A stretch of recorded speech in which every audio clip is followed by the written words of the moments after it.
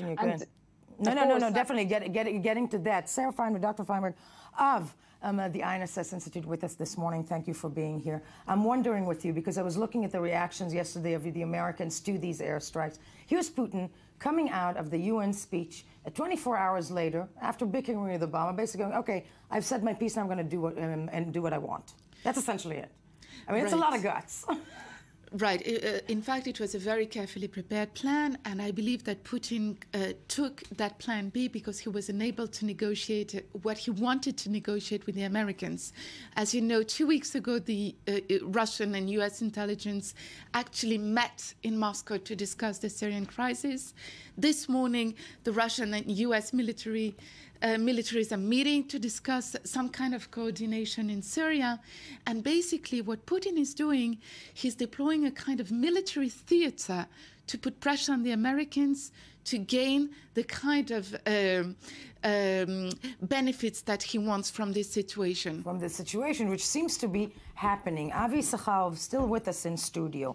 Putin becoming the strong man, the strong power in the Middle East in many, many ways. Have the Americans given up on trying to remove Bashar al-Assad? Because it seems like they have. I'm not listening to what Obama said on that stage, but it seems like they have. Look, even by stating that, yes, we didn't give up the idea of removing Bashar al-Assad, but not now. What does it mean, not now? We are talking about the Middle East. If you don't define a clear date, it means that you agree that he will stay. Just like Abbas, by the way. When Abbas is saying we're about to give the Oslo Agreement with no date, so it means it's going to stay. Now, about the Americans, at the end of the day, they need Bashar al-Assad to stay there. They understand that the Russians are pushing him, the Iranians are pushing him. They cannot fight the Iranians and the Russians in Syria. They don't want to have boots on the ground, and with no boots on the ground, you cannot win this war. But we have Russian boots on the ground right now, don't we?